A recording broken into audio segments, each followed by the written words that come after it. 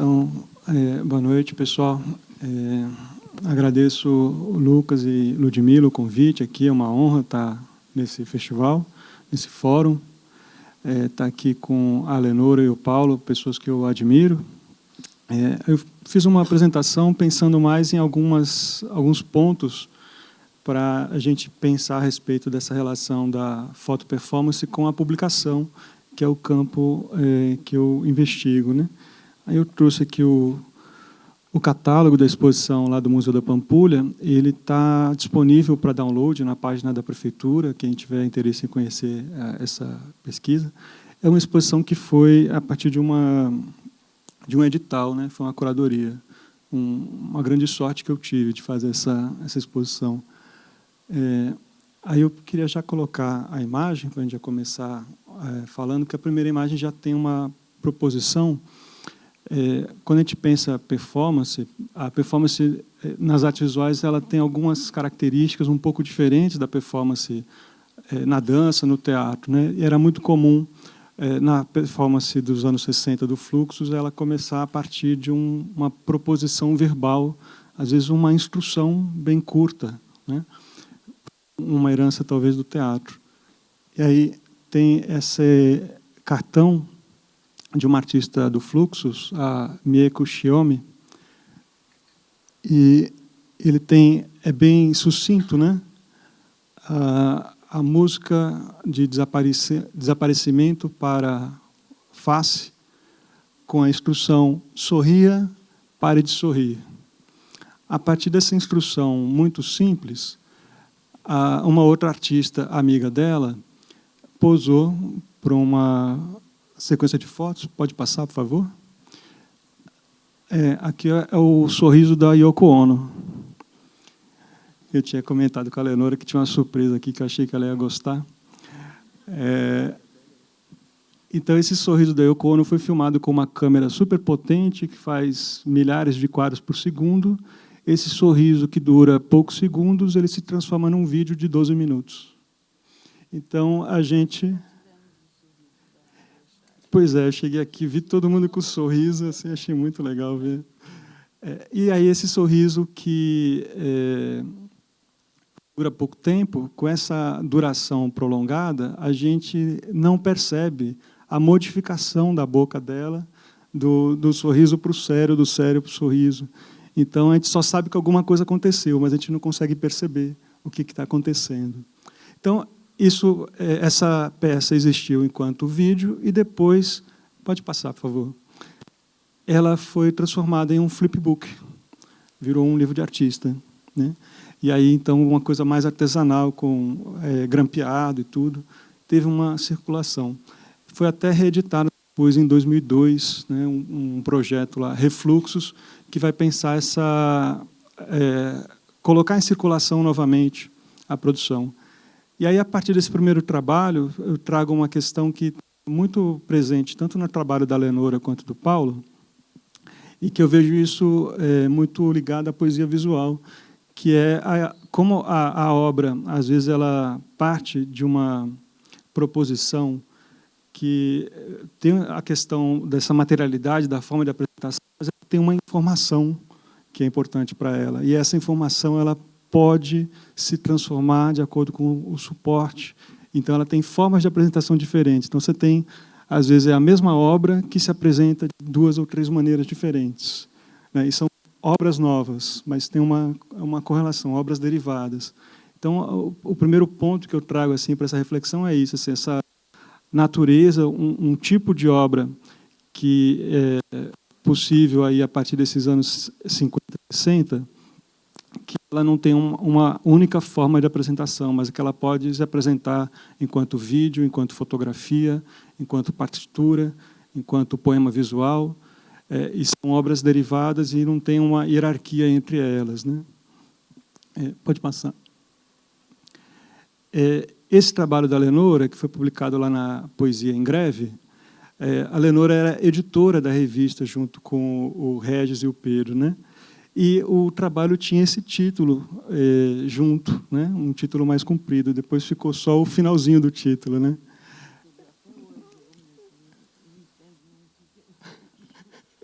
viagem que eu fiz com esse título. É. E aí tem uma...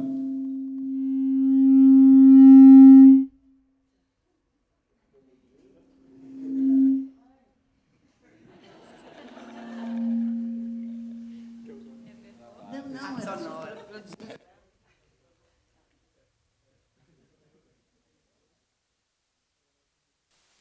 Desligou agora.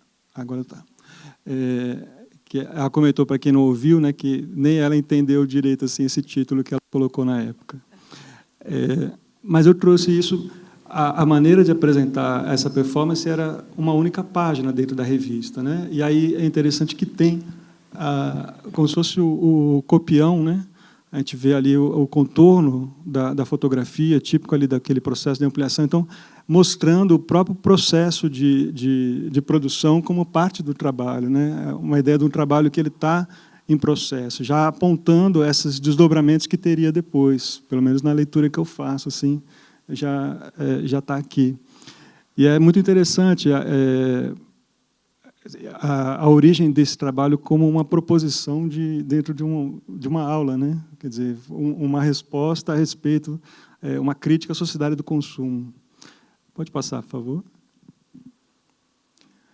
Então, tem essa outra versão do trabalho.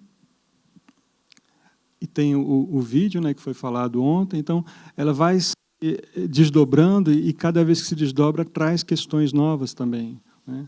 Não é simplesmente uma repetição, ela é uma repetição, mas que traz um elemento novo nessa cada suporte, em cada forma de apresentação, né? Então isso também é uma coisa interessante para a gente pensar como que tem um artista do Fluxus, o Daniel Spoerry, ele tem um livro que é a topografia anedotada do acaso, que esse livro, cada vez que ele é reeditado, ele acrescenta notas, comentando as edições anteriores. Então, ele fala que o livro é como se fosse a própria vida, assim, que não tem fim. Cada vez ele se desdobra em outras coisas, né? Então, porque a primeira edição saiu em francês, aí depois um amigo dele traduziu para o alemão, e aí esse amigo acrescentou algumas coisas nessa tradução, aí depois foi traduzido para o inglês por um outro amigo, que também acrescentou coisas e comentou comentários sobre o tradutor, e aí depois o Spoerry retraduziu, republicou isso em inglês, acrescentando comentários das outras duas edições, então cada vez vai ganhando uma coisa nova, assim. Então, é a matéria viva, né? Pode passar. Aí aqui uma outra forma de apresentação no espaço do mesmo trabalho, né? Então também tem isso, assim, da gente perceber essas materialidades, esses suportes e a relação com o espaço, como que a performance pensada para a fotografia, ela vai permitir também essas várias formas de apresentação. Esse aqui eu encontrei por acaso, assim, né? Essa foto. No sítio da Lenora, assim, saiu uma revista, uma reportagem, e tinha essa foto, achei bem interessante, para ter essa ideia também do ambiente, né? Alô? Alô? Essa é a versão de 90, né, que você mostrou há pouco, que é uma versão até mais dramática, né, vamos dizer assim. E, na verdade, ela nasce porque eu tinha perdido os negativos daquela primeira. E daí foi a oportunidade que eu tive de fazer a minha primeira exposição, né, em 90, em Milão, na Galeria Mercato del Sale, e tal, do grupo até de poesia visiva de Milão, da Itália. E essa versão foi fotografada pelo Rui Teixeira, e ela tem uma história assim, engraçada, porque o Rui, a gente tinha combinado de fazer as fotos, e ele só podia à noite, porque durante o dia ele tinha outros trabalhos e tal. Enfim, daí eu falei, eu preparo tudo, faço toda a produção, e daí, eu vou contar isso em off, viu? Não sai daqui, tá? Daí eu fui na farmácia, né, e comprei creme de barbear e pasta de dente, porque eu ainda tinha essa fidelidade, que eu sempre começava com a pasta de dente e depois, por questões de produção, passava para o creme de barbear, para a espuma crescer mais rápido. E daí comprei lá várias e tal, levei. E à noite começamos a trabalhar tarde, né? Já eram 11 da noite e tal, que a gente começou a fazer as fotos.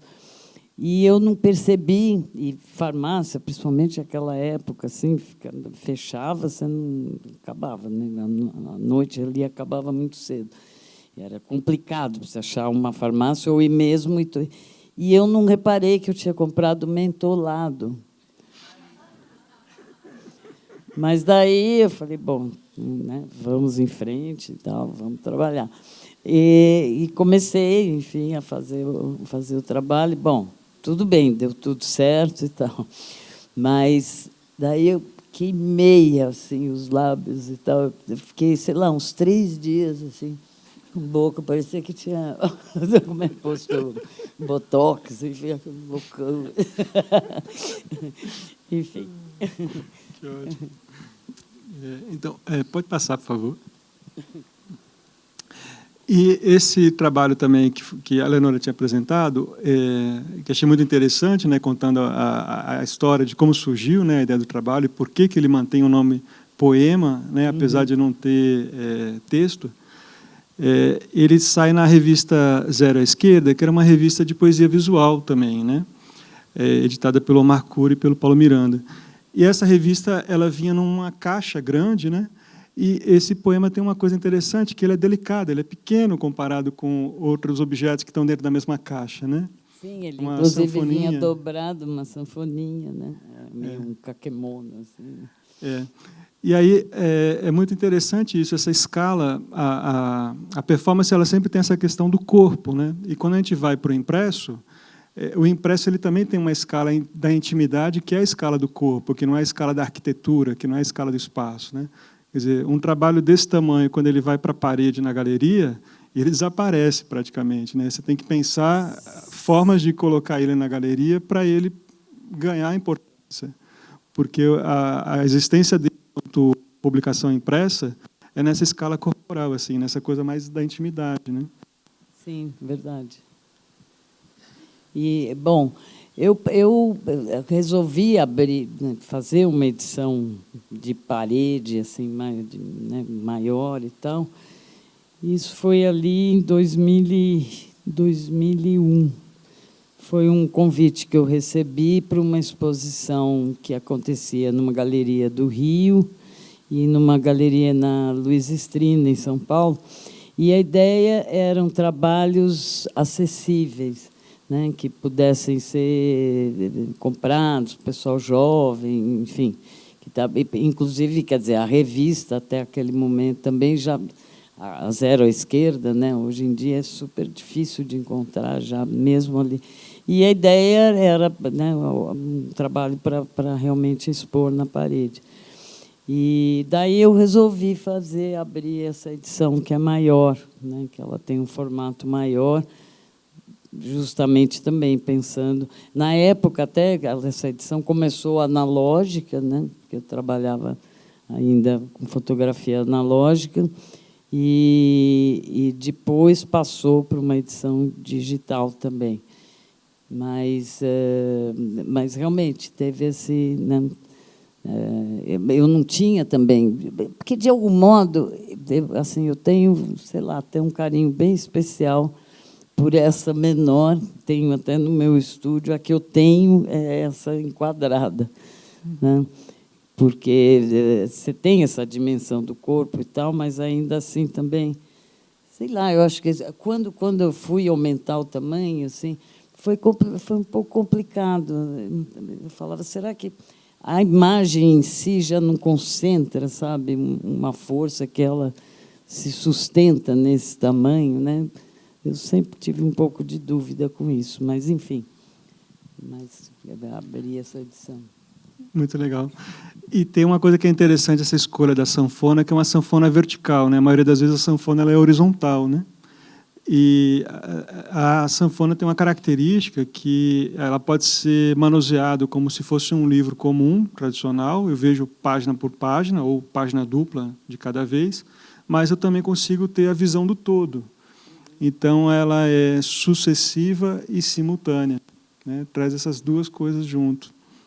Diferente do livro, que ele é sempre sucessivo, né? Pode passar. E aí é engraçado que a Leonora falou ontem assim, não me vejo como uma poeta concreta, mas nos Estados Unidos o pessoal usa a poesia concreta como sinônimo de poesia visual. Exato. E aí esse livro é um livro que saiu faz poucos anos, né? Women in Concrete, que é uma antologia sobre poesia concreta feita por artistas mulheres na América Latina. E aí a foto da capa é justamente o trabalho da Leonora. Na verdade, desculpa, não é só da América Latina. Não, você tem muitas desculpa, italianas. tem Da América italiana. Latina é a exposição das mulheres, o livro das mulheres radicais.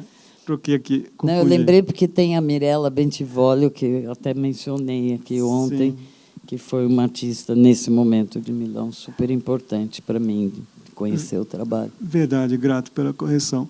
Mas aí tem esse trabalho na capa e não tem texto na capa, né? O título do livro está no dorso, está na lombada. Pode passar. E aí é interessante que eles fizeram a sequência de páginas iniciais, né, pegando o verso da capa, o que seria a folha de rosto, mostrando o poema em sequência, para depois que apresenta o poema inteiro, que aparece finalmente a folha de rosto com as informações. Então, exato, ganhou ali um destaque nessa edição, mas também traz essa outra experiência, essa outra maneira de experienciar o trabalho, que é pensar ele como sequência e não como simultâneo. O que alimenta também um pouco vamos dizer, para quem não conhece, está vendo pela primeira vez, né, estimula uma certa surpresa, né, um movimento assim, surpresa mesmo a cada imagem, né, é quase um filmezinho, né? Isso, tem essa relação. E aí é interessante que eu vou mostrar mais na frente algumas coisas do Paulo, que nos trabalhos da Leonora tem muito mais presente essa ideia da sequência, né? O do Paulo tem muito mais a ideia do instante congelado, né? De ter uma performance que às vezes a gente conhece só uma imagem dentro daquela ação, né? E não a sequência da ação inteira. Apesar de existir alguns livros também que têm, né, a sequência, o que às vezes é mais conhecido são esses que têm o instante. Então, duas aproximações diferentes, né, para pensar essa relação da performance com... É como se fosse pegar um instante assim mais significativo dentro daquela ação, que vai representar todo o que veio antes e o que vem depois, né? Então, ele condensa ali nele essa potência. Pode passar, por favor. Então, aqui só para vocês terem a ideia dessa materialidade, né, da sanfona, do poema. Pode passar. E aqui também foi falado, né, da UMAS, aqui, só que aqui já é a foto da edição do livro UMAS. Que a gente até falou há pouco. Que aí foi publicado agora, recente, né, também em 2 volumes, com todas as colunas que foram publicadas no Jornal da Tarde, né? E aí, então, nessas colunas... Vai estar na universidade. Sim. A Leonora já trouxe aqui para doar para o acervo lá da UFMG, então, em breve, estará disponível para consulta lá também, para quem quiser conhecer. E essa série é um caso único na arte brasileira, né? Um artista que ocupa uma coluna de jornal por um período tão longo, né? 3 anos. E esses trabalhos dessa coluna tinha uma coisa de experimentação, que vai reverberar em muitos outros trabalhos depois, né? Que é muito interessante isso, essa relação. É como se colocasse ali exposto todo o seu processo criativo, né? Compartilhar um processo criativo, assim, que é muita generosidade também isso, né? De poder compartilhar. Não, para mim foi fundamental. Assim, meu trabalho antes dessa coluna e depois. Realmente foram 3 anos assim que definiram caminhos total, assim. Pode passar, por favor. Aí tem esse trabalho, né, aí apareceu primeiro lá na Coluna Umas, e depois, quase uma década depois, nesse formato. Esse é da revista, né? Uma revista... uma revista... Ai, desculpa, agora me fugiu o nome. É de Curitiba, um pessoal em Curitiba. Enfim. Na Medusa? Não, acho que não é Medusa. Porque eu tenho a versão são 4 cartazes, né? Aqui, mas a primeira versão tinha 2 vermelhos em vermelho e 2 em preto.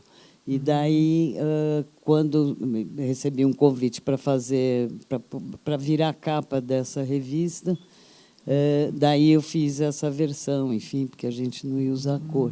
Mas, enfim, as imagens são as mesmas, o conteúdo todo é o mesmo. Ai, desculpa, lembrando, eu falo. Tá bom. Isso me interessa muito, porque eu até achava que essa era a primeira. Porque não, tem... é a primeira, só que em preto, entendeu? Entendi. Porque aí a próxima é com o preto e vermelho. Ah, sim, aqui já é um mural mesmo, né? Um painel de... Esse painel, a primeira vez que eu fiz de lambe-lambe foi em 2003, no Rio, no Sérgio Porto, no Espaço Cultural Sérgio Porto.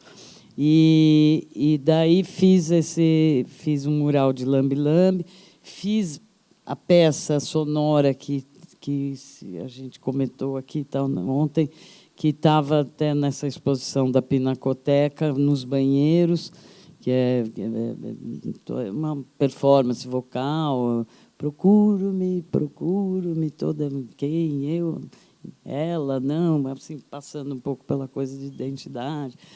E daí, no Rio, fiz o mural, daí saí na rua, era um domingo que eu fiz a montagem, e daí saí e filmei.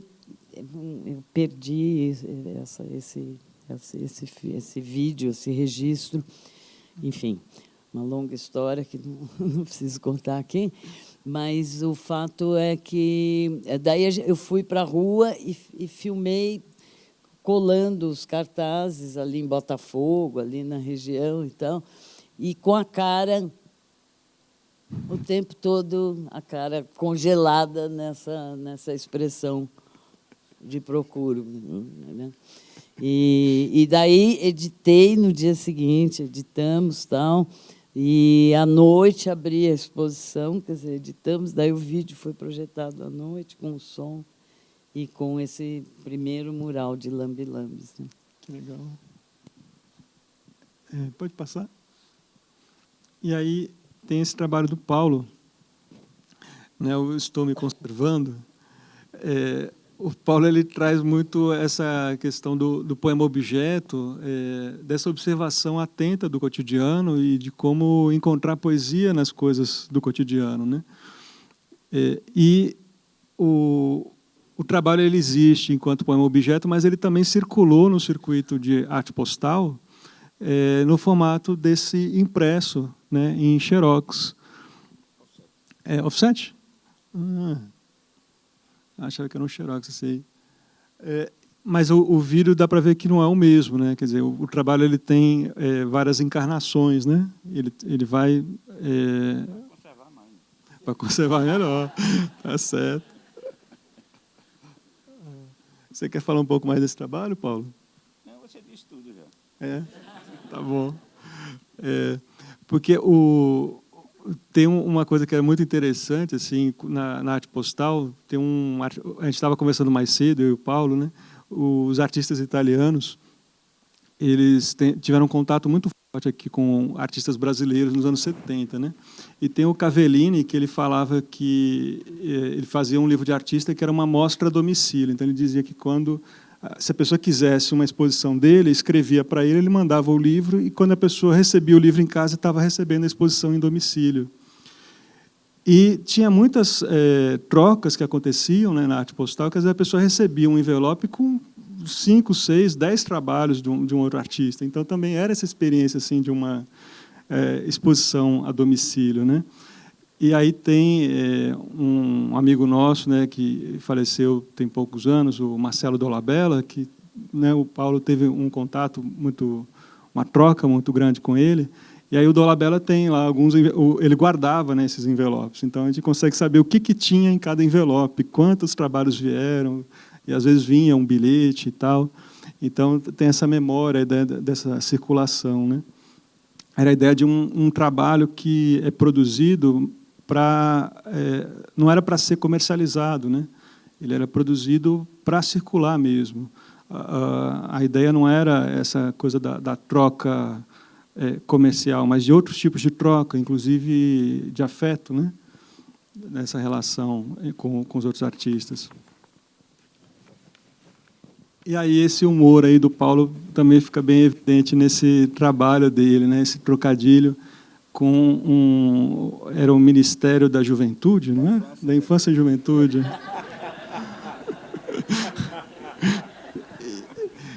Então, isso tem a ver com essa observação, né? Essa disponibilidade para o acontecimento, assim, que é muito própria assim, do Paulo, né? Que aparece nos trabalhos dele. E, às vezes, aparece como um registro isolado, às vezes aparece como uma sequência, como um livro de artista, como, né? De várias maneiras. Assim. Pode passar, por favor?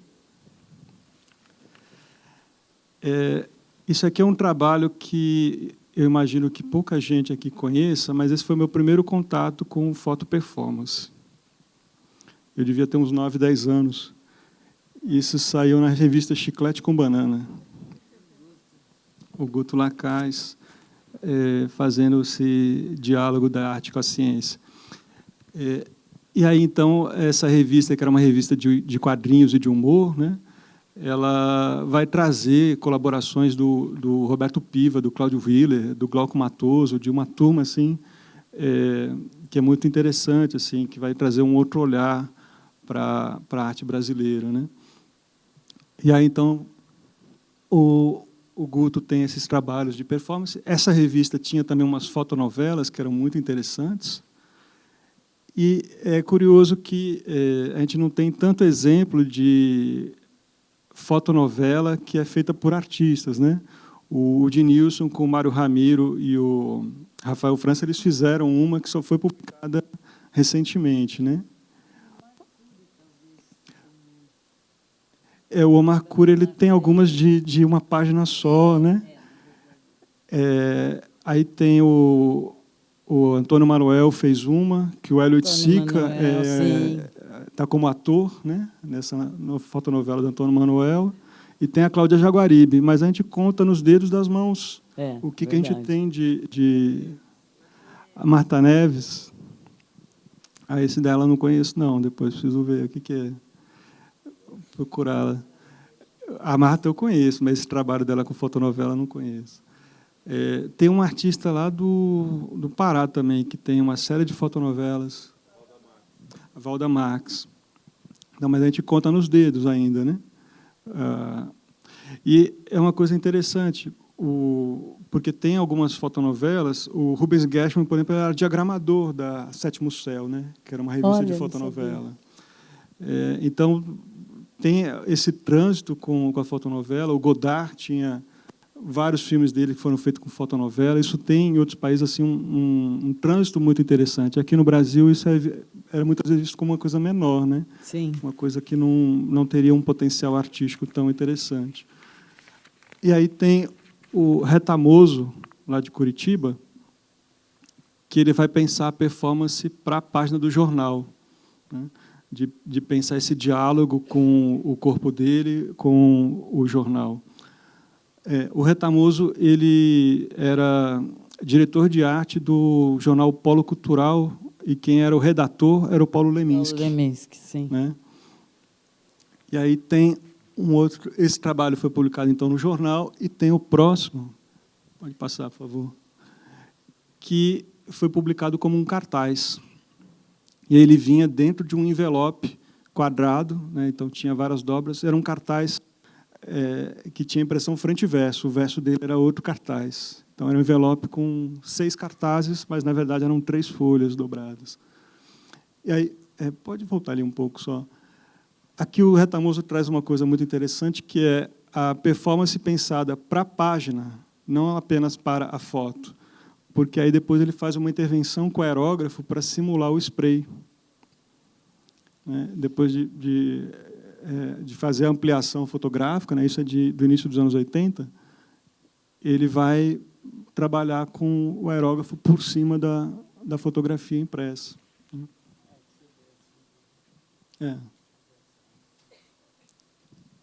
Então, também é um tipo de performance pensada para a página, também é uma coisa bem específica, não é tão comum, né, a gente olhar.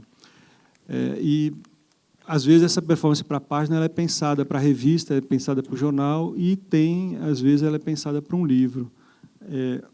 Esse próximo aqui é do Ivaldo Granato.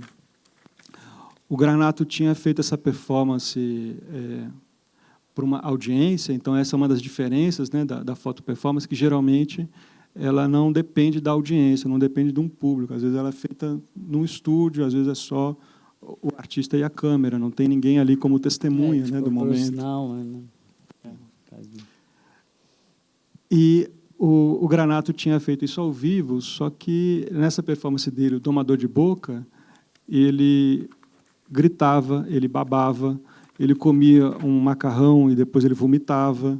Então, era uma coisa assim muito forte, né?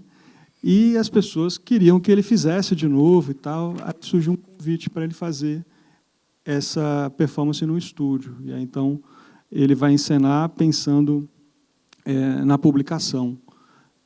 Aí, depois, o Ulisses Carrion recebeu essas fotos pelo correio e escreveu um poema para o Granato, que aí foi publicado nesse livro pelo Masao Ono. Aí foi uma ideia do editor colocar ali no lugar da baba, do vômito, do grito, as bolinhas em uma folha de papel acetato, que aí, então, o leitor interage com o Granato ali no poema, né?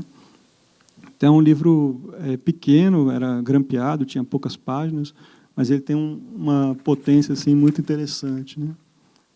Pode passar? É um livro performático, que aí nessa exposição que eu fiz lá no Museu da Pampulha, o Granato fez um facsímile, porque ele só tinha um exemplar desse livro, né? Não ficou nada. Só ficou esse, aí ele levou lá na Imagos, aí fizeram lá o facsímile para a gente. Esse trabalho aqui estava nessa exposição, aí, a princípio, pode parecer que ele não tem nada a ver com foto performance, né? Da Daniela Maura. Aí eu estou como coadjuvante ali, na capa do livro. Todos os desenhos que tem nesse livro, eles partem da reencenação de uma fotografia, de uma escultura, de uma obra de arte, ou de um casal de artistas, ou de um artista no estúdio com o modelo. Então, todas as imagens são reencenações performáticas que nós fizemos, né? E ela desenhou com papel carbono. Só que tinha uma seleção de uns 20 desenhos, 20 imagens, e cada livro tinha umas 14. Então, dentro da edição, não tinha uma edição igual à outra, tinha uma variação, né, do tipo de cor. E aí, ao invés do livro ser impresso, era tudo desenhado, né? Então, tem uma questão da performance que é pensada a partir da foto, mas a forma de apresentação não é foto, mas tem todo um pensamento fotográfico. Pode passar, por favor, os próximos. Então, essa daí é uma foto do Robert Rauschenberg, essa à direita, né? E no estúdio. E aqui o Paulo Bruschi, com a interação dele com a máquina de xerox colorida. Então, as tonalidades que aparecem nessa imagem são típicas ali da máquina de xerox, né? E uma coisa que era muito muito bonita de ver. O Paulo, quando fazia esses trabalhos com Xerox, e tinha uma exposição de vários artistas usando Xerox, era muito comum ter ali um depoimento, cada artista falando, né, dessa relação com a técnica e tal. E o Paulo costumava colocar assim, né, agradeço a máquina pela colaboração, né, pela parceria criativa. A xerografia. Vou falar um pouquinho disso. A xerografia, para mim, materializa Walter Benjamin, né, na época de sua reprodutibilidade técnica, porque era muito fácil e circulava pela arte correio. Eu não chamo arte postal porque isso foi coisa de Pierre Restany, que ele trouxe uma exposição para o Man do Rio e chamou de arte postal, porque arte correio é uma coisa muito ampla, que você veicula várias coisas pelo correio, e não só postal.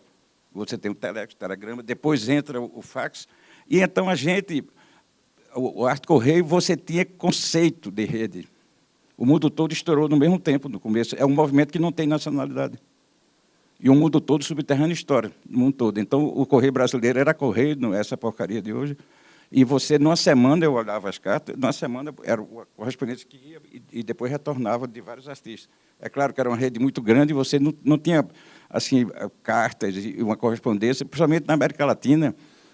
A gente foi à resistência, né? Fomos presos.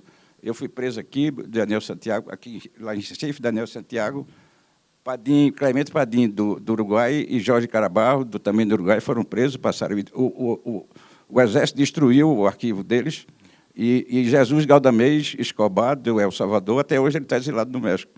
E Edgardo Vigo, da Argentina, mataram o filho dele, e Horácio Zabala foi exilado na Itália, voltou não faz muito tempo, né? Então, a xerografia a gente circulava, um meio fácil de reprodução, barato, né? Eu fiz um filme, Xero Performance, é meu relacionamento direto, em 1980. Eu comecei com a xerografia, ainda era termofax, em 68, 69, por aí. Então, a arte correio tem essa rede. A internet, para a gente, foi uma consequência lógica. Não foi nada de surpresa, porque a gente já trabalhava em rede com sistema de rede, consciência de rede. Então, foi um movimento muito importante, por não ter nacionalidade e por estourar no mundo no mesmo período. Ele citou o Cavellini, mas Robert Reif, da antiga Alemanha Oriental, ele dizia, minha caixa postal é o seu museu. Porque os artistas tinham frases, e foram criados espaços, vitrines, quer dizer, não tinham a crítica, com raras exceções, os museus, galerias, passaram por décadas de brancas nuvens. Eles estão sabendo o que é isso hoje, tardiamente, né? Então, foi um movimento, para mim, que modificou, eu acho, para todos os artistas que participaram, modificou o conceito. E eu queria, eu ia dizer no começo, agradecer o convite a Lucas, a Ludmila e essa equipe maravilhosa, que tudo funcionou bem. E eu me lembrei muito do trabalho de Lenora, que tinha aquela palavra silêncio, porque há muito tempo que a gente estava no silêncio. E, além desse encontro presencial, esse trabalho dela me lembra muito esse período do silêncio que a gente passou, né? E eu quero dizer uma coisa ainda, que é o seguinte, Minas é a Itália brasileira. É porque eu conversei isso com o Marconi Drummond, quando ele curou a exposição minha, foi curador, na Pampulha, e em cada cidade aqui vocês têm artistas geniais. Não existe outro estado que tenha um movimento tão forte, desde o poema processo, poesia visual, como Minas Gerais. Eu sempre tive correspondência com várias cidades daqui, e não existe, não. Tem o pessoal lá de Cataguases, né? Tem o pessoal de Poços de Caldas, várias cidades. Oliveiras, né? Só voltar um pouco. Tem uma coisa que é interessante desse trabalho aqui do Paulo, que a sensação que dá é que ele já fez o trabalho pensando também em interações desse trabalho, porque tem algumas fotos que você aparece mostrando esse trabalho como se a imagem na frente do seu rosto, né? Mas foi surgindo, quer dizer, eu fiz e depois foi me dando a ideia. Porque eu ganhei a beca da Guggenheim em 81, de artes visuais, e fui fazer lá em Nova York, passei um ano, e a Xerox de Nova York me deu, porque o Dr. Gregory, que era o diretor aqui no Brasil, É um cara muito culto, ele tinha comprado a Civilização Brasileira e ele fez facsímile de publicações importantes. Então, eu tive um encontro com ele, e a secretária dele era maravilhosa, era muito culta também. Então, ele entrou em contato com a Xerox Nova York, quando eu fui morar lá, e o filho dele morava numa cidade perto, e foi comigo no dia que eu fui me apresentar lá. Aí, inclusive, o diretor, depois a gente ficou amigo, ele disse, você trouxe o que vai copiar? Eu digo, não, eu não vim fazer cópia, não. Eu vim ensinar vocês o que vocês não sabem que a máquina faz, né? E então houve uma discussão e eu terminei me irritando e fui-me embora, né? Porque você aguenta. É claro que eu sabia que ele não sabia, mas aí o filho dele ligou para mim, soube desse mal-entendido, marcou no outro dia, a gente se encontrou, tinha uma lanchonete na frente e fomos lá e ficou resolvido. Aí ficou tão amigo que porque você trabalha na Max Xerox, ela não era digital, passava as 3 cores básicas. E eu fiz filme, parecia tocando uma bateria, sabe?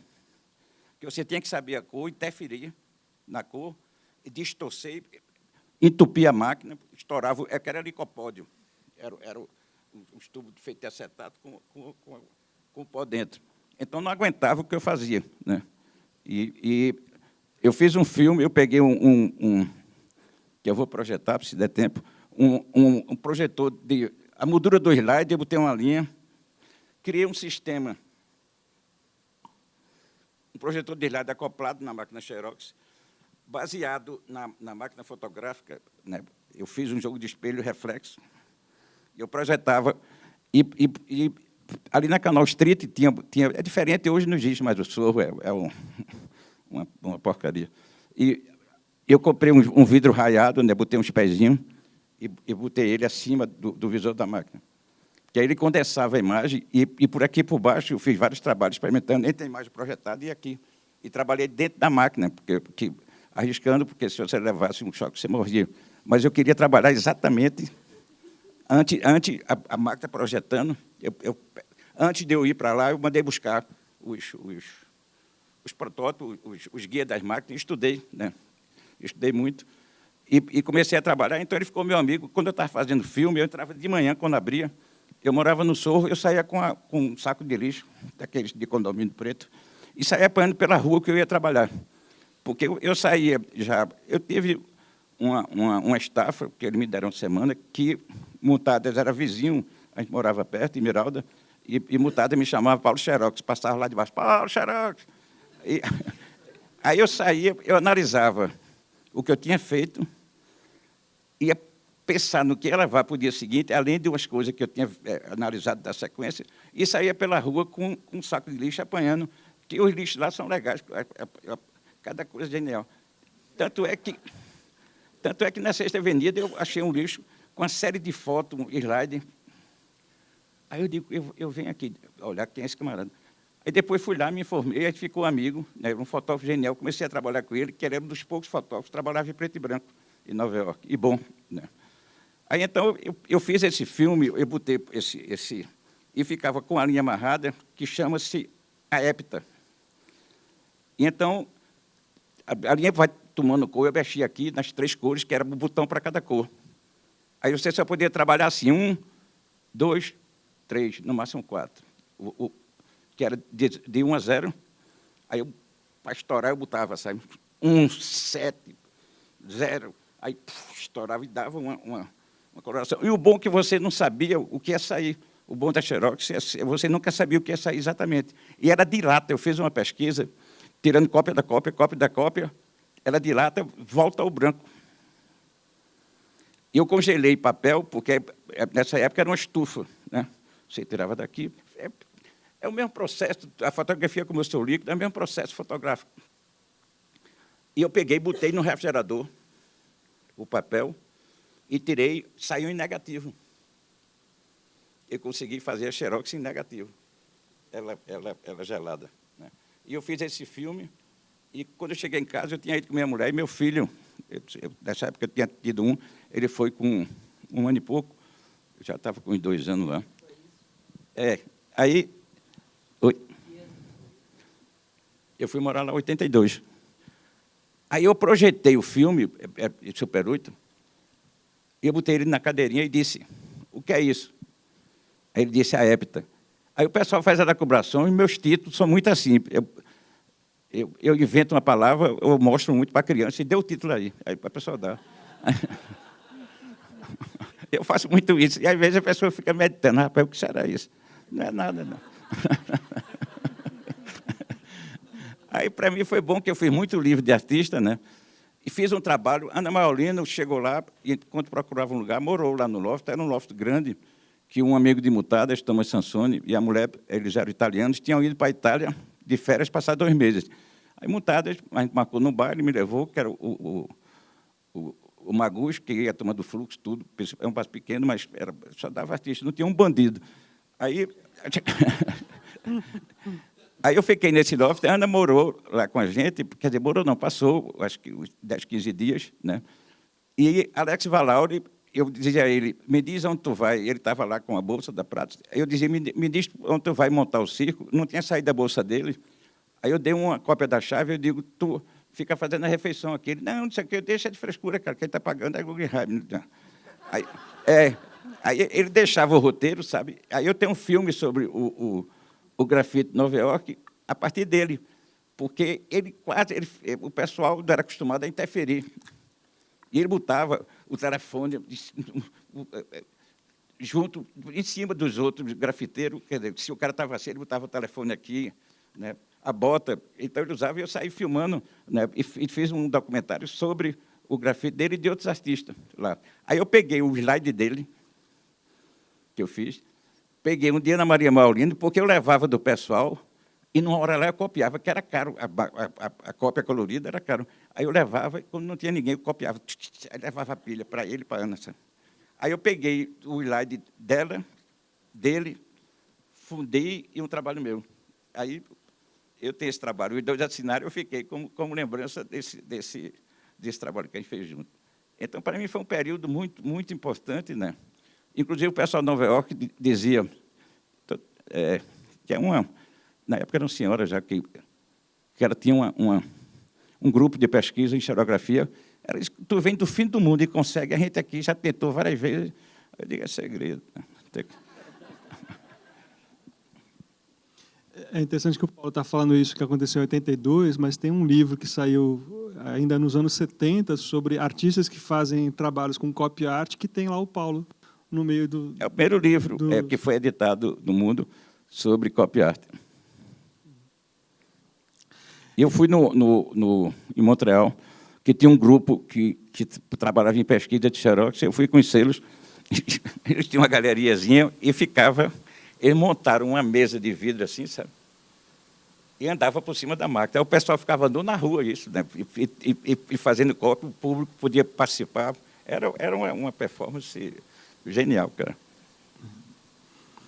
Legal. Pode passar, por favor. Aí tem esse trabalho do Paulo, que é muito interessante, o Eu Comigo, né? Que aí é um xerox que o Paulo fez dele mesmo e aí recortou, né? Eu enchi minha roupa de algodão. Porque a gente fazia muito, a nossa geração, performance para uma máquina fotográfica, né? Então, a gente fazia em alguns lugares, mas não tinha espaço para performance, né? Então, a gente fazia performance praticamente para uma máquina. E eu sempre fiz os bookzinhos eu vou projetar algum, de minhas ações, que fica preservado. Então, eu fazia o bookzinho, né, e guardava. Aí ali tem no canto ali embaixo é o bookzinho que o Paulo fala, né, com o registro. Essa página é interessante que o Paulo tem a exposição que ele fez no MAN, o catálogo está disponível online, né, em PDF. Então, quem quiser conhecer mais os trabalhos, tem... Inclusive, quando como é o nome dele? O Chamovich? Ele me convidou, aí ele foi lá no Recife, eu tenho uns bancos de ideia meu, que o IAC de São Paulo está querendo, são 6 livros, é toda a minha vida ali, desde os anos 60, em bar, em avião. O avião, para mim, é um laboratório. E eu sou Adolfo Monteiro Navas, crítico de arte. Ele diz que os dois artistas mais sujos no Brasil sou eu e Barrio. Que a gente não tem preocupação com nada, com se é fêmea, se vai durar. Não é problema da gente, é problema a gente não quer saber, não, entendeu? Não culpe a gente por nada, não. O Paulo fala isso porque tem um trabalho dele que é famoso, que está nessa exposição que teve no MAN, que é um postal que está ele e o Daniel Santiago, né? O limpo e desinfetado, né? Eu vou mostrar. Aquilo foi uma ação. E a gente foi montar um laboratório de arte dó. A gente tinha feito 2 mostras internacionais com participação de Cristo, do pessoal do Fluxo, que eu tive muito contato com Saburo Murakami, né?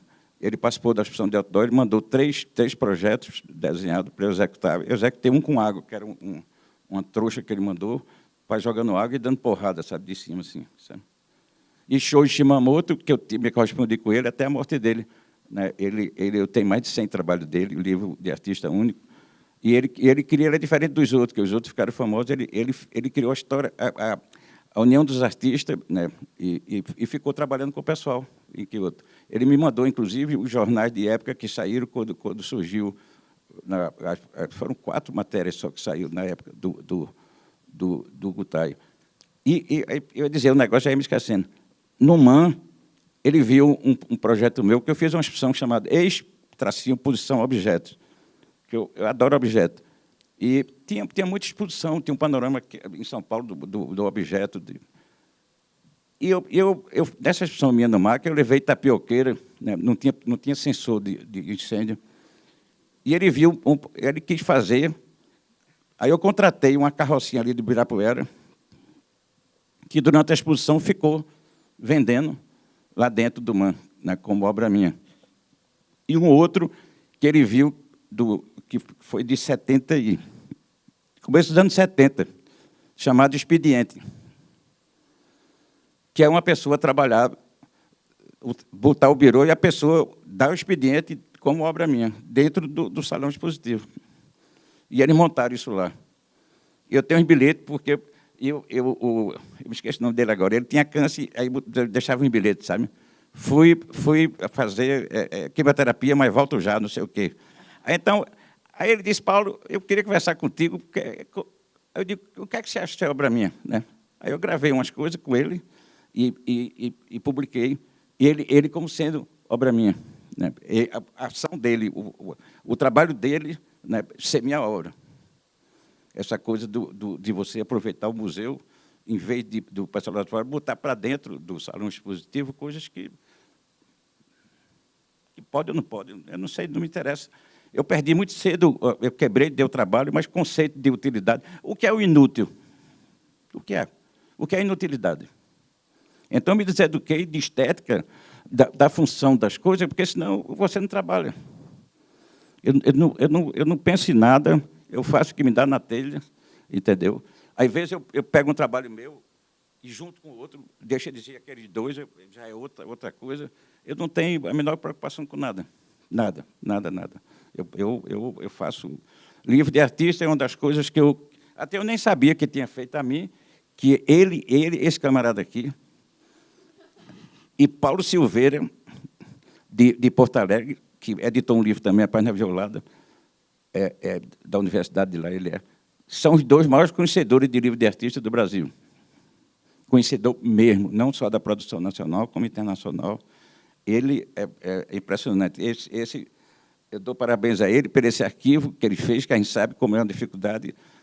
As verbas da universidade são escassas, né? E com esse governo que passou aí, desse pilantra, ainda piorou muito, né? E ele conseguiu fazer um acervo extraordinário e continua alimentando esse acervo, fez projeto, conseguiu verba, né? Então, é louvável esse trabalho dele. Obrigado. Pode passar, por favor.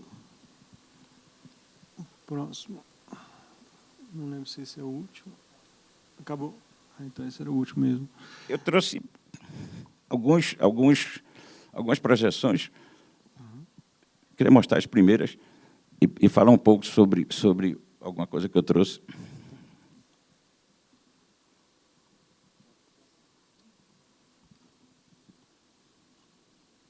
esse é meu.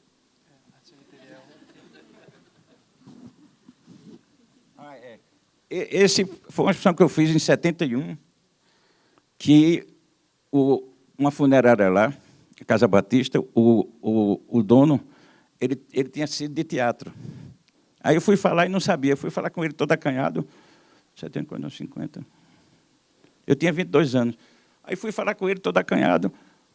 Aí ele disse, a ideia é maravilhosa. Aí me levou, tinha um carro antigo, daqueles, bem antigo mesmo.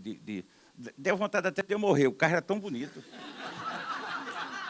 Era todo de vidro de lado, rapaz, assim. Aí ele mandou recuperar. Aí eu fiz um percurso, sabe?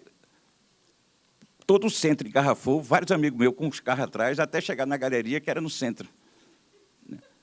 Aí para lá, desce, e o caixão que ele mandou deixar lá em casa, eu morava na casa da minha mãe, foi um alvoroço na rua, porque eu me esqueci de avisar.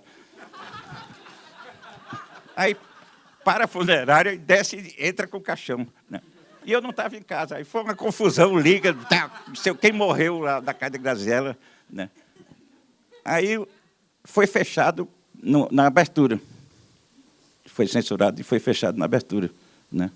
Essa exposição. No outro dia de manhã, eu fiz um caixote, um caixão pequeno, convidei meus amigos e a gente fez um enterro da censura. Saiu do lado de fora da galeria e enterrou na beira do rio, né? Do Capibaribe, ali no centro da cidade. Aí eu fiz esse book, tinha de tudo, tinha de tudo. Tinha uns objetos, tinha uma cama que você deitava tinha tudo, assim, de tudo um pouco, sabe? Esses dois livros é de 71 e Pedra de Roseta. A outra Pedra de Roseta, né, porque a Pedra de Roseta é uma curiosidade fantástica.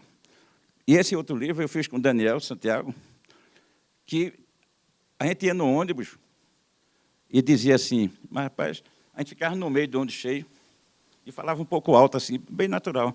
Rapaz, tu visse aquela catacumba, era o cachorro, assim, era inglês, mas tinha duas asas, né?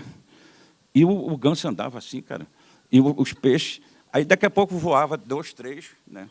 As nuvens saíam descendo, andando, né? Umas histórias sem pé e sem cabeça. E o pessoal ia se juntando, sabe? Depois de vários anos, eu conheci um grupo aqui chamado Viajou Sem Passaporte, que é as performances geniais, cara. Ele fazia o seguinte, ficava um em cada poste, naquele percurso que o ônibus fazia. Por exemplo, todos eles com o braço engessado, sabe? Já saía um do terminal no ônibus com o braço quebrado. Aí, na outra parada, entrava outro. E eles não se falavam, ficavam distante natural, né? Aí, na outra parada, outro. Daqui a pouco, o ônibus estava cheio de gente. E outra deles era o seguinte, entrava o cara com o casaco, aí tocava, quando ia descer, se virava assim e entregava, que era do grupo. Aí o cara fazia que não entendia, não. Aí vestia. Quando descia, outro subia. Sabe? Aí era esse processo até o terminal. Eles trabalhavam assim. Eu adorei. Eu tenho um registro deles no meu arquivo, que é uma das melhores coisas que eu já vi em performance coletiva. É extraordinário. Viajou Sem Passaporte. Começa pelo título, né?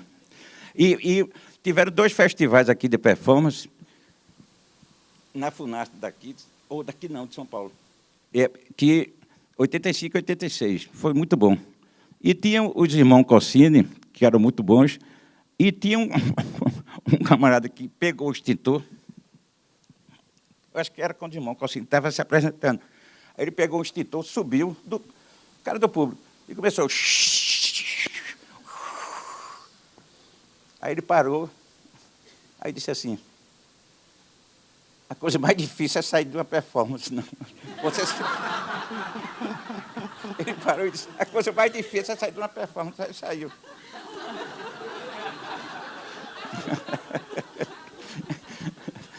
E foi bom que tinha gente de todo o Brasil. Era uma diversificação de proposta, né? Genial. Eu fiz uma que eu levei isqueiro na cabeça, levei sacudir coisa em mim, que era o seguinte: sangue do diabo é uma coisa que tem no carnaval, que veio da minha infância, que você joga. Tem nesse laboratório infantil para criança, que eu brincava muito com esse laboratório, uma tinta vermelha, ela vai sumindo e desaparece. Em minha performance, uma delas, porque o pessoal repetia, eu fiz uma para cada dia. Eu não gosto de repetir, é feita instalação, eu faço para um lugar, eu vejo o fluxo, vejo a luz, né? Eu analiso tudo. Então, a não ser uma coisa histórica, mas eu não repito instalação. Elas estão encaixotadas, uma porrada, e um dia eu vou botar elas todinha e tocar fogo, vai ser a minha instalação. É porque elas morreram já, não existe. Aí, quando me anunciam, eu entro com o negócio, uma trincha. Aí escrevo memória, sabe? Mandei o pessoal botar ventilador industrial atrás. Aí eu vou por trás, ligo os ventiladores industriais. Aí começa. Aí o pessoal, e o paulista é muito impaciente, cara. Aí começa, não sei o quê, é ridículo. Aí começa a sumir. Ele vaiaram, aí vem um silêncio e vem as palmas. Aí eu volto e digo, não aceito as palmas de vocês, não. Aí me viro, rapaz, era isqueiro de gásinho. Pá, esculhambando. Foi bom que foi outra performance. Aí esse livro, eu já ia me esquecendo, esse livro aqui, a gente fazia essa brincadeira e depois disse assim, eu fiz muito panfleto, né, no diretório a álcool. E eu dominei, eu fazia trabalhos com álcool de 3 cores. O meu alfa-álcool, ele tinha um magenta, assim, um verde e um azul, fora o preto. O álcool. O preto não, que era quase cinza. E eu fazia colagem tudo. Aí a gente disse o seguinte, camarada, é o seguinte, daqui a um mês a gente se encontra, cada um faz 20 trabalhos, não me interessa o que um faz ou o que o outro faz, e roda o livro. Aí pronto. A gente fez, juntou, e a capa é um espelho, porque onde você tiver, a capa é sempre diferente. É você, é isso aqui, onde você tiver, a capa muda. É sempre diferente.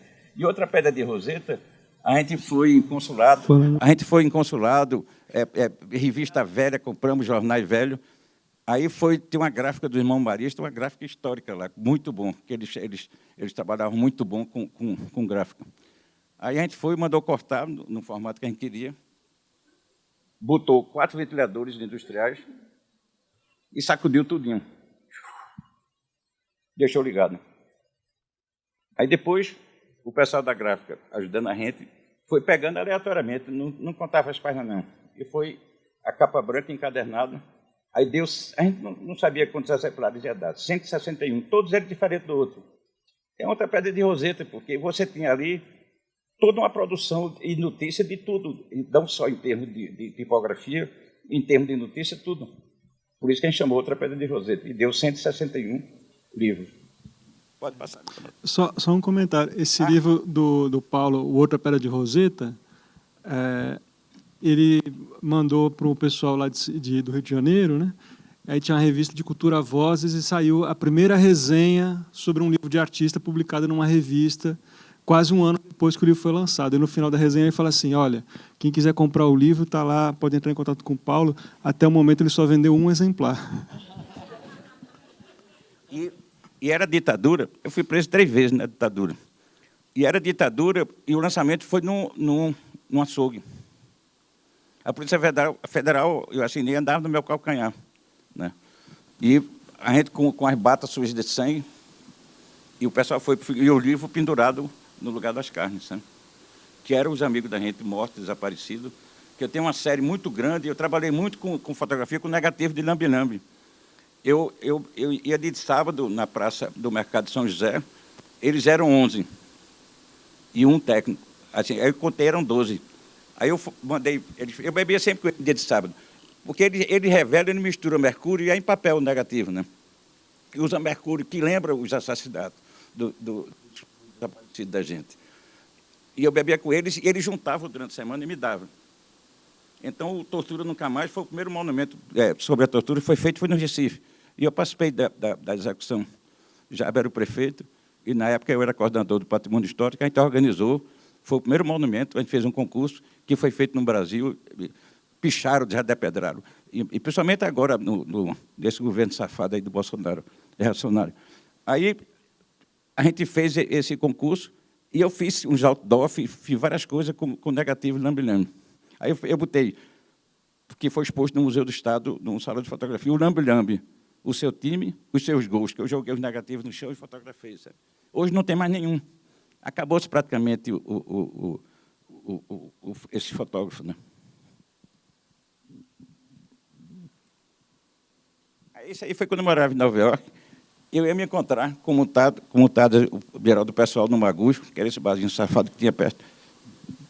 Quando eu ia saindo, estava chovendo.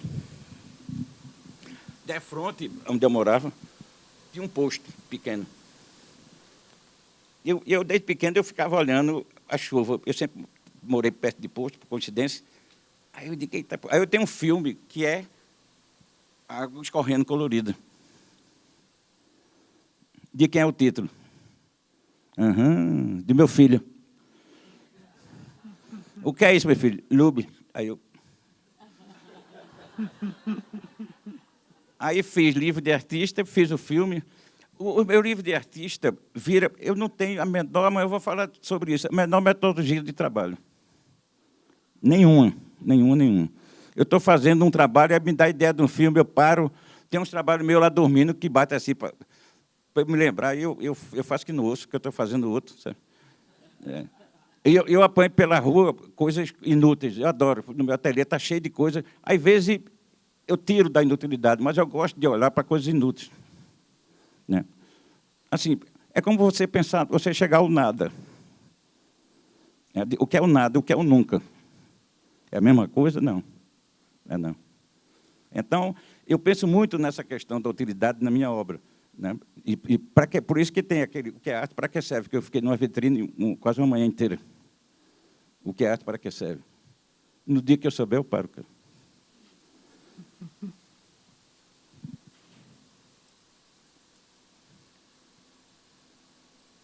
O outro. Esse aí atrás no verso. Com muita honra, eu sou artista, Bairro Cildo, mais recusado no Brasil. Eu sou, com muita honra, o cara mais recusado. Aí eu deixei de mandar, porque eu já não tinha dinheiro. E era só recusado. Né? Eu digo, mando mais não, entendeu? Aí deixei de participar do salão e eles recusaram. Isso eu ia trabalhar, eu trabalhava no hospital. Que eu faço uma diferença na minha vida e viver de e dar. Eu sempre fui funcionário público. Né? E trabalhava mesmo. E tinha minha folguinha, porque eu não tomava café, não ficava conversando, eu fazia meu trabalho, às vezes levava para casa, porque eu fazia folha de pagamento no hospital e ninguém podia saber quem tu recebia, quanto então. Eu ia dizer um negócio para dizer outro.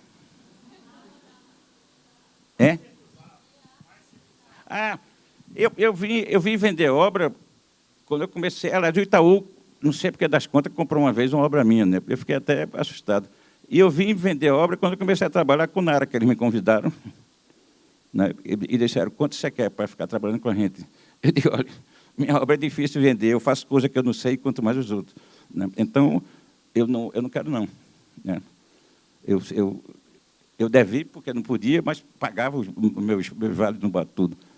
Aí eles disseram, então a gente compra umas obras e você fica trabalhando com a gente. Aí eu digo, aí está certo. Né? A gente tem um relacionamento excelente de amizade profissional, nunca houve, a gente está trabalhando 10 anos, começou a vender no exterior, aí eu digo, eita, estão me agorando. Né? Porque foi de repente, aí museus, tudo. Aí eu digo, estão me agorando mesmo agora. Aí eu fiquei preocupado, eu digo, acho que eu vou morrer, cara, estão me agorando.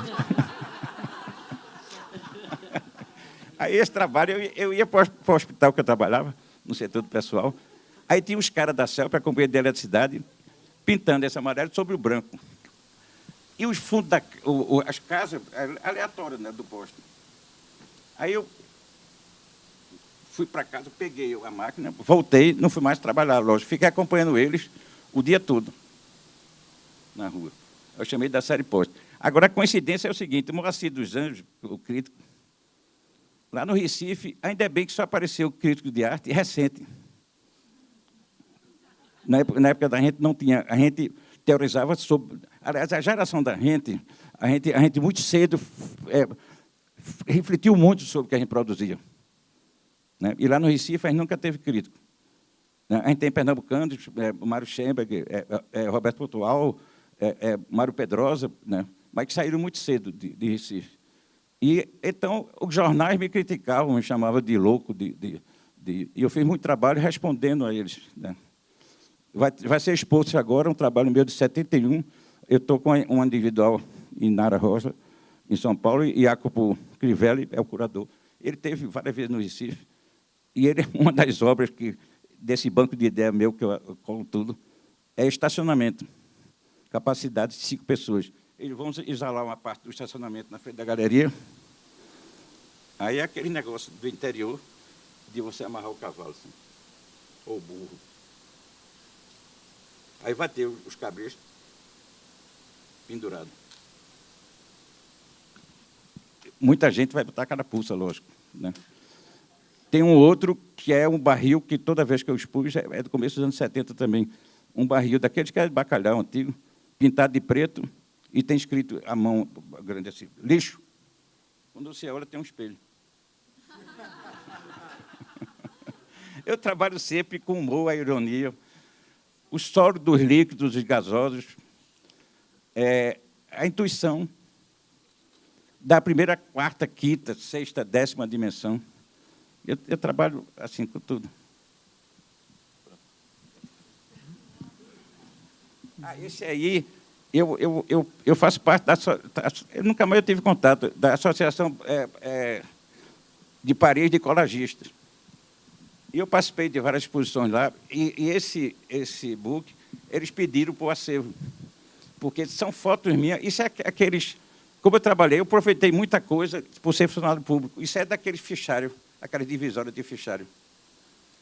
E todas as fotos são fotos minhas que eu cortei e fiz a montagem com fotos minhas cortadas. Né? E eles pediram, eu fiz 2 diferentes desse, porque foi o que eu consegui, eu acho, na época. No máximo foi 3, mas foi 2, eu acho, desse livro. Eu não sabia, esse camarada que me disse hoje, que foi a primeira individual, né, de um artista, de livro de artista, foi a minha. Eu vim saber hoje. Que é esse catálogo aqui. Livro, objeto, obra aberta, uma palavra só, né?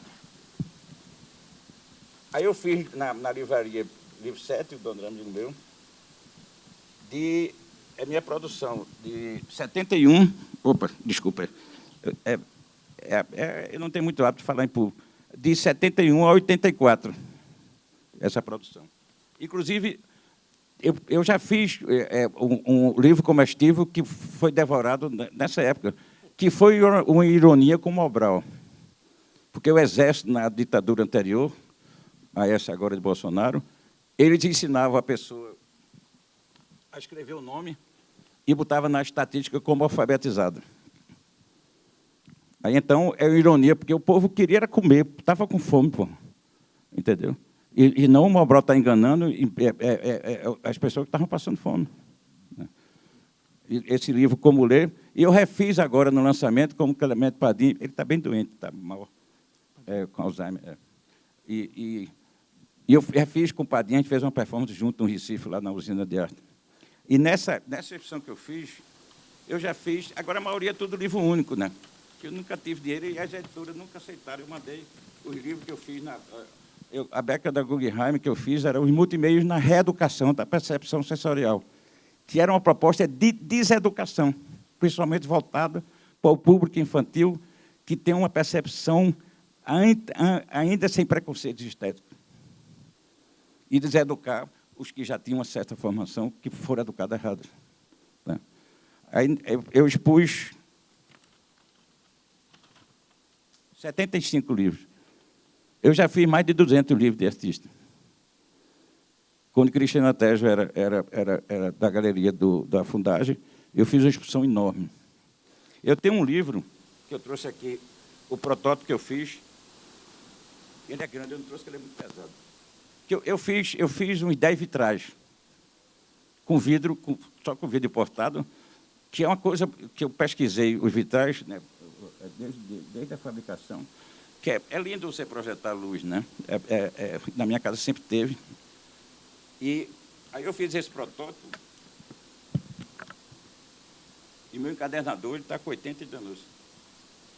O Brasil não fabrica não fabrica vidro colorido por um acordo que foi feito. Tem o argentino, que não é bom, ele não projeta, ele não tem uma transparência boa.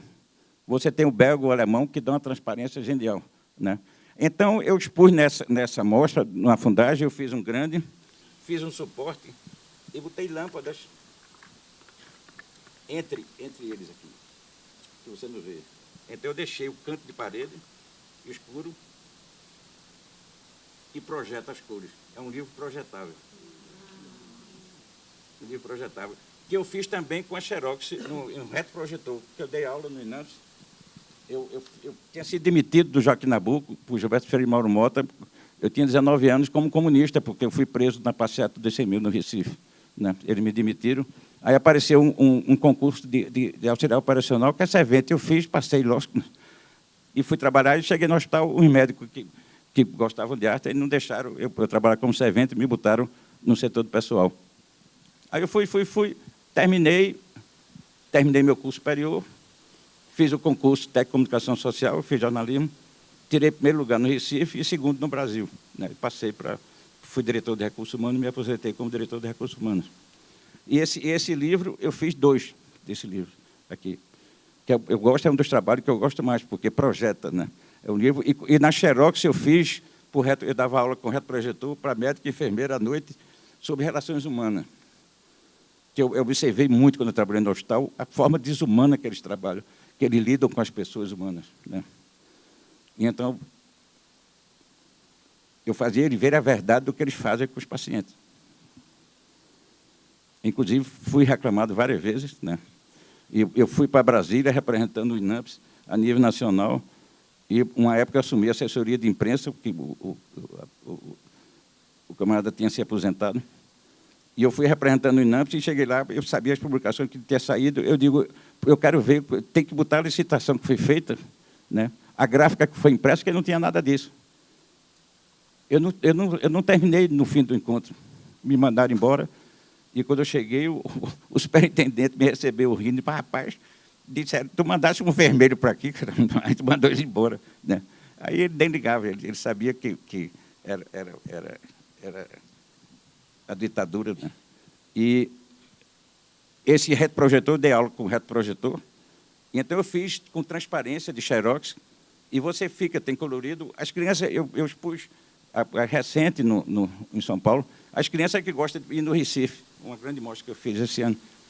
As crianças botam, porque você roda ele, não tem na posição, você ir projetando as páginas transparentes, você não tem a sequência, não tem nada, assim. Eu chamo transparência, né? Livro Transparência 1, livro Transparência 2, e as pessoas brincam, a criançada que gosta, né? E eu adoro fazer trabalho para criança, né? Eu faço muito livro, tem um de tecido que eu fiz, que não tem forma, você faz varal, faz tudo. Fiz um com imã também, em decorrência dessa bolsa da Guggenheim, que eram livros, objetos, jogos. Sem ganhador, sem perdedor, sem erro, sem acerto. Você vai anexando um livro ao outro, e daí parte, é infinito. Livro, eu chamo livros, objetos, jogos. É livro, é jogo, é objeto ao mesmo tempo, é uma pesquisa. Você tem que mandar, no máximo, 3 páginas ofício datilografada na época. Eu mandei 2,5. Né? E botei o módulo primeiro em Nova York, saí de lá, fui morar em Amsterdã, que era onde tinha a primeira livraria de livro de artista, que era de Ulisses Carrion, que eu tinha levado ele para Recife, no festival que eu fiz em 78, 79, na universidade, que eu estudei. Aí levei ele a Tsica, levei Regina Vater, levei Julinho Bressani, levei um bocado de gente do Brasil. E levei ao ar, fiz um programa de poesia sonora, levei ao ar na Rádio Clube Internacional, né, de Rádio Arte. Eu chamei Rádio Arte, com o entre parênteses, que era áudio, rádio e rádio, né? E, inclusive, o Museu de Bremen mandou pedir essa documentação, que eles fizeram o levantamento dos artistas que trabalharam com rádio, né, com Rádio Arte. E eu chamei Rádio Arte. Aí tem gente do... E a primeira mostra de vídeo internacional eu também fiz na Universidade Católica, com o Neme Júnior Pike, com uma porrada de gente, e daqui do Brasil. Mirella Bentivogli participou, eu tive muito contato com ela, eu tenho um monte de obra de Mirella, e dos italianos todos, que eu adoro. Às vezes eu falo mais do que o Homem da Cobra. Eu fiz um estudo sobre a estética do camelô, que eu tenho um filme, Super 8, que é incrível como eles lidam com a sabedoria de marketing do camelô, é impressionante. E eu ia e ficava, sabe, olhando. Tinha um que levava uma mala com uma cobra. E ele ficava falando, você não sabia o que ele ia vender, né? E o povo juntando, e ele com a cobra ali, essa cobra não sei o quê e tal. Aí, quando o pessoal juntava, ele botava o produto dele. Isso aqui é a máquina. O Paulo comentou aí do protótipo, né, do livro em protótipo. A Lenora expôs na Pinacoteca um livro também que é um protótipo. Você poderia falar um pouco dele, Lenora, para a gente? Sim, claro. Esse livro, na verdade, ele lembra até o sanfonado, né, que a gente viu do poema Na Zero Esquerda. Foi em 2001, eu ganhei a Bolsa Vitae, que, na época, aliás, foi a última versão dela. Enfim, a Vitae, né, que era do Mindley, né, e o Tadeu Chiarelli era o diretor da Vitae na época. E daí eu mandei projeto, me inscrevi e fui contemplada também. E daí era um livro, foi um momento assim que eu estava também saindo que eu trabalhei, até comentei ontem também, eu trabalhei muitos anos entre Folha de São Paulo, como editora de arte, editora de fotografia, e trabalhei também esse período ali de 96 a 2000, não, quer dizer, até no final de 99, na editora Abril, fazendo direção de arte, enfim, projetos especiais. Eu implantei, inclusive, o projeto da revista Placar, que era a revista de esporte, era um projeto novo e tal, enfim. E daí, no final de 99, eu decidi novamente, assim, enfim, criei condições ali para... Falei, não, eu preciso voltar com mais afinco para o meu trabalho, né, que estava um pouco... enfim. E daí, 2000, a partir de 2000, iniciei esses projetos novos, enfim, já só focando no meu trabalho pessoal, e a Bolsa Vitae foi o primeiro.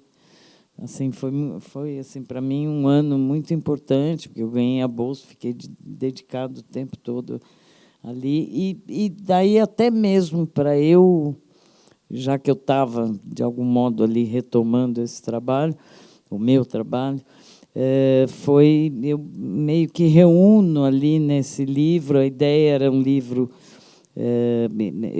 tem esse protótipo que estava na exposição da Pinacoteca. Então, eu fiz assim meio era a minha trajetória, os trabalhos que ali estão, era a minha trajetória toda desde o início. Era quase até assim, foi um livro-objeto assim, para eu mesma também entender de onde estava vindo, onde estava e para onde poderia ir. E foi. Aliás, também, o livro, na verdade, era para ficar para a Vitae. Mas daí eu pedi para o Tadeu, eu falei, e tinha um CD, a ideia também, um CD onde reunia também algumas peças sonoras relativas ali a alguns trabalhos. E daí, depois, foi muito legal, porque eu falei, eu quero ficar com ele, preciso ficar com ele. E também não tinha grana na época para fazer outro e tal, né, igual, uma cópia. Enfim, mas deu tudo certo e eu acabei ficando com esse livro, que se chamava Para Ver em Voz Alta, né? Era o título. Tem uma coisa que é bem interessante, né? Essa possibilidade, né, de produção do livro a partir de apoio, né? A Pinacoteca de São Paulo, lá nos anos 80, o pessoal comprou uma máquina de xerox para deixar à disposição dos artistas, né? O Zanini comprou uma câmera de vídeo, então os primeiros trabalhos de vídeo em São Paulo eram feitos com a câmera do MAC USP, né, que ele emprestava. E fundaram a Asta, né? Que era o grupo com o Zanini, fundaram a Asta nessa época, que foi uma produção de vídeo importantíssima em São Paulo. Zanini é que abre. Eu fui muito amigo dele, né, apesar da diferença de idade, porque, muito novo, eu entrei na Jovem Arte Contemporânea, que era um funil. Eu tinha, acho que, 18 anos, e eu mandei um desenho e fui selecionado. Aí saiu no catálogo de cabeça para baixo. Aí eu escrevi para ele, dizendo: professor Zanini, eu fiquei muito lisonjeado e tentado. Agora só tem uma coisa, que o desenho saiu de cabeça para baixo. Aí ele me escreveu, a gente ficou amigo até a morte dele. Ele me escreveu cartas comentando a crítica de arte brasileira, que teve uma pesquisadora, teve uma pessoa de São Paulo que estava pesquisando para publicar a tese e queria ver. Eu digo: não, ele escreveu para mim. Eu peço à família, eu digo: não me interessa a família, não. Ele escreveu para mim. É uma carta pessoal. E jamais eu vou fazer isso com um amigo, entendeu? E aí é interessante pensar como é importante, assim, né, o poder público, é uma responsabilidade do poder público fomentar, né, permitir que aconteça, e não tentar direcionar, fazer, tem que ser assim ou assado, mas dar meios, né, para que aconteça. Porque, às vezes, tem uma ideia de que o trabalho não acontece em certos lugares do Brasil porque não tem interesse, mas não é que não tem interesse, não tem um interesse público para que aconteça. Né? Exato. Porque pessoas com criatividade, com disposição, com vontade de fazer coisas, existem em qualquer canto aqui do Brasil. Eu vou citar dois exemplos. O Adolfo Lerner, a maior coleção de cartazes da Bienal, originais, coisa de Hélio, de uma porrada de gente, ele vendeu para os Estados Unidos. A imprensa toda caiu de pau em cima dele. Estava tão gritante que ele chegou e disse: eu, por ética, eu não queria mostrar, não. Aí mostrou ele oferecendo a todos os órgãos de cultura. A maioria nunca recebeu resposta. Eu tenho um arquivo com mais de 50 mil itens, construído por mim, meu filho me ajuda, nunca recebi. Fez 50 anos agora do arquivo. Nunca recebi um tostão de nada. O que eu vendo mais obra em área, eu compro. Eu sempre pago excesso de bagagem. Eu tenho uma capa de um livro que foi editado pela Conarte, que é Malivro. É uma mistura de mala com livro. Porque eu fazia o seguinte: passou uma época que as companhias de aviação pesavam sua bolsa de mão, sua bagagem de mão. Aí é caro, é muito caro o que eles cobram, é um assalto. Aí eu fazia o seguinte: eu pegava a bolsa bem pesada, guardava no guarda-mala e ia despachar a minha mala com uma quase vazia. Aí tá. Aí no guarda, chega isso aí, troncho. Aí entrava, ninguém ia pesar mais, aí eu fazia assim. Porque é um absurdo. Aí o pessoal tinha ido, que ele organizou esse encontro internacional do livro de artista. O pessoal disse: eu nunca fui em Altinho, um dia eu vou. Aí o pessoal disse: tem uma excursão para Altinho. Eu digo: não vou não. Não vou não. Eu vou ficar aqui. Era um hotel, umas casas assim geniais. Eu digo: eu vou ficar tomando minha cervejinha aqui, pensando. Aí fiquei, depois peguei um táxi e fui para o aeroporto. Aí eu fiz isso no aeroporto, né? Aí fui para um bar esperar eles, a gente tinha marcado, estava Felipe Ereberg, né, do Fluxo, que morou um tempo em São Paulo, grande amigo meu, desde o México. E aí eu fiz isso. Aí fui para o bar. Aí eu comecei eu mesmo rindo de mim, né, que eu fico rindo de umas presepadas que eu faço. Aí eu digo: eu vou fazer um trabalho sobre isso. Enquanto a turma não chega, eu vou ficar fazendo o quê?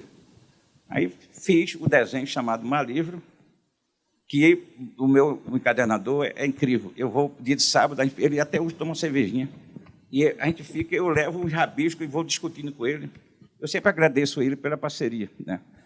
E aí a gente fez uma caixa e são feitos mal livros. São os livros que tem uma alça. Você puxa, ele é todo colado branco, tem a capa bem de livro mesmo, oficial, mal livro e dourado. Aí é só isso, não tem nada, é só como mala, sabe? Que foi para essa malandragem que eu fiz com as companhias aéreas. Então, a gente está avançando já no horário, né, Não, a Lucas? gente já estourou, Já estouramos, gente. né? Eu não sei se vocês estão vendo, toda hora chega alguém para falar comigo aqui, né? E eu tô assim, não, tá tudo bem, mas a pressão.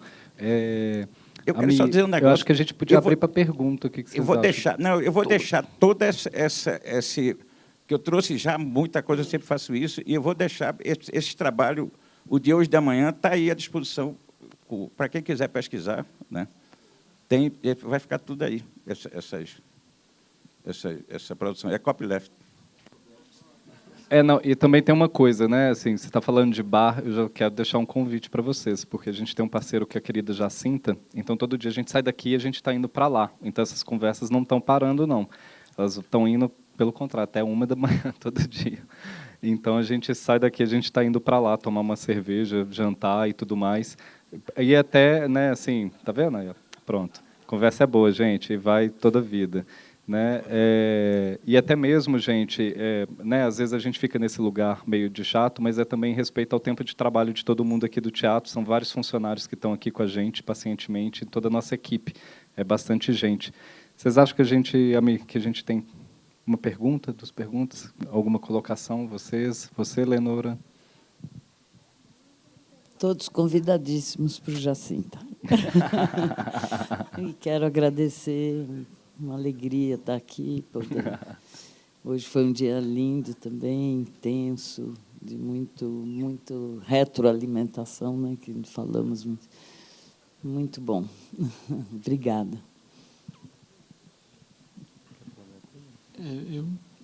Você que sabe, Lucas. Acho que seria legal abrir, ver se tem alguma pergunta. Assim, Vai ser na hora de Lenora, quem silêncio. quer, levanta a mão, eu levo o microfone para vocês. Pressão. A única pergunta. Tá.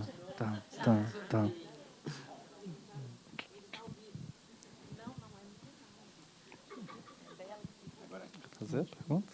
Não. Tá.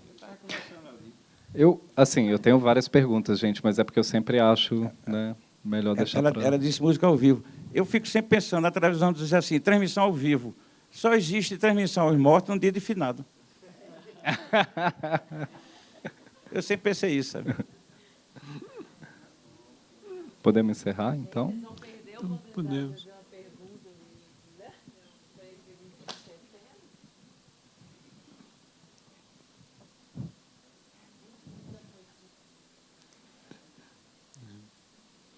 Não sei, eu só tenho gente assim... Vou subindo aqui, gente, para dar os avisos. Sério? Eu tenho. Tá bom, então ótimo. Não, assim, a minha pergunta é muito mais... eu sempre fico, enquanto artista, com as curiosidades técnicas, né? E eu acho muito interessante essa mesa ter uma configuração, porque né, quando a gente pensa, eu acho que fica explícito aqui no modo, até mesmo dos trabalhos, né? Acho que é muito rico quando a gente vê dois artistas aqui que a gente está diante com dois processos de trabalho completamente distintos, né? Eu percebo no trabalho da Lenora uma temporalidade no próprio processo de produção, né? De faz uma coisa, ela tem um silêncio. O silêncio está no próprio modo de pensar o trabalho quando a gente olha, né? Eu não sei se vocês assim percebem desse modo também, assim como eu, mas tem um silêncio, né? Quando você apresentou seu trabalho ontem, Lenora, e nas conversas que a gente teve no ateliê, no seu ateliê lá em São Paulo, é muito rico ver assim, esse trabalho está aqui, aí ele foi para cá, aí quando a gente vê tem um espaço temporal de 5 anos entre uma coisa e outra. E hoje que a gente está vivendo esse tempo de Instagram, que é quase assim, posta um trabalho inédito a cada dia, sabe? Parece estar pedindo uma coisa nova, uma coisa numa urgência, né? E o seu trabalho tem um silêncio que eu acho que está no próprio acabamento, está no próprio modo de mostrar esse trabalho. E Paulo, pelo contrário, está no furor, né? desse processo de produção, porque quando a gente fala assim, 200 livros, gente, não é 200, imagina, 200 livros, né? Ver a produção do Paulo, assim, é pelo contrário, é esse lugar de uma emergência, de uma urgência do fazer, e é muito rico, assim, para mim, como artista, eu estou, assim, né, assim, encantado, assim, com o processo, porque a gente já conversou separadamente em várias ocasiões, mas ver vocês dois juntos aqui é um ping-pong, né, para fazer a referência com a Lenora, o ping-pong, né, que está aqui. E com esse espaço da página impressa, né, e com um diferente pensamento também. Então, assim, a minha pergunta ela seria até mais assim no sentido de, né, assim, eu gostaria de escutar com mais tempo, obviamente, aí por isso que eu fico me segurando aqui, porque eu imagino que para chegar nesse lugar de circulação, né, de você ver, né, o Paulo, seu trabalho circulando hoje, né, assim, num outro lugar, e escutando a sua fala, eu lembro lá do seminário, né, do Internacional do Livro de Artista, você comentando sobre esse lugar da emergência e da quantidade de nãos, né, e como que esse não foi impulsionador para a produção de um próximo, de um próximo, de um próximo, de um próximo, né, e como que né, você também está trabalhando com o lugar do jornal, de usar o jornal, e a Lenora também, mas num outro lugar, que é um comprometimento semanal de fazer algo que vai ser visto e que tem um silêncio, porque você comenta que você não tem o retorno, né, de quem lê. Então você está dizendo coisas, acho que todo mundo que faz livro coloca aquele livro no mundo, mas nem sempre você tem um retorno disso. Então eu queria ficar muito assim, escutar sobre isso, como que é para vocês enquanto artistas, enquanto processo de criação, né, como que isso rebate para vocês até aqui, né? Porque a gente fala vendo coisas, mas vocês estão continuando produzindo. Inclusive, chama atenção para uma coisa, que Lenora está com uma exposição na Gomide, que fica até maio, lá em São Paulo. Acabou de terminar uma exposição enorme na Pinacoteca, com um catálogo lindo, com um texto ótimo, da Poliana Quintela. Paulo vai abrir uma exposição também enorme agora na Nara, em maio, né, Paulo? 27 de maio. 27 de maio.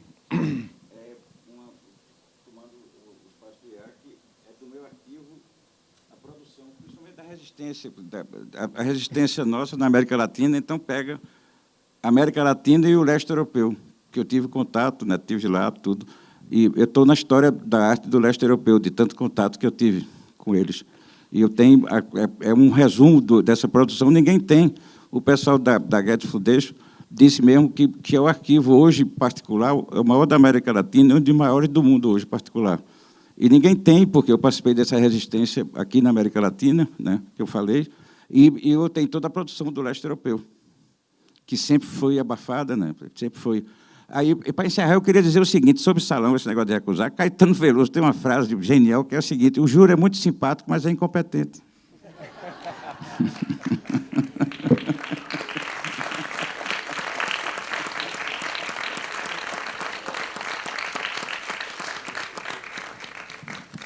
Gente, acho que a gente pode encerrar com essa, né? Na verdade, assim, eu ia convidar vocês, se estiverem em São Paulo até maio, essa exposição justamente se chama Não Vejo a Hora. E dia 3 de junho, em seguida, na outra semana. Está perto. E, enfim, e é uma reflexão sobre o tempo, retomando também trabalhos desde 2008, trabalhos novos, repensados, inclusive uma conversa, uma performance vocal que eu fiz com a minha mãe. Ela estava com 90 anos já, um pouco depois ela morreu. Enfim, e essa reflexão, o tempo passando no corpo, né, que é um dos meus suportes de reflexão. Então, espero que seja possível de vocês verem. Não vejo a hora. Encerrar, falar em morte. Outro dia estava regando em dupla. Mas todos nós vamos morrer. Assim, mas nós temos 364 dias para viver. Bora viver, então. Gente, obrigado. Continua agora no Jacinto. Obrigado, gente. Obrigado, gente. Obrigado, equipe do teatro, pela paciência. Obrigado a vocês.